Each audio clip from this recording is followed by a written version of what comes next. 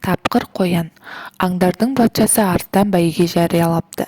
Бір қазан суды қайнаттырып қойып, осы суды кім ішіп қойса көп сыйлық беремін деген шарт қойыпты.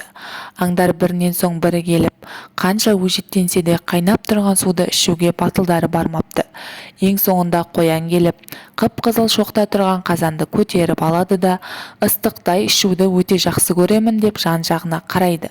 Ендеше іше ғой дейді аңдар аңтарылып. Қоян ұзыннан ұзақ қаз-қатар тізіліп тұрған аңдарды жағалай жүріп, мінекей достарым, мынау ыстық су, көздеріңмен көріңдер деп бас-басына көрсетіп шығады. Сөйтіп қоян аңдарды басынан аяғына дейін аралап шыққанша қазандағы су суып қалады. Сол кезде қоян суды басына бір-ақ көтеріп сіміріп салады. Шошынған аңдар ауыздарын ашып, көздерін жұмады. Ал алданған арыстан патша қоянға көп-көп сыйлықтар бергізіп, міне нағыз ер деп мақтапты.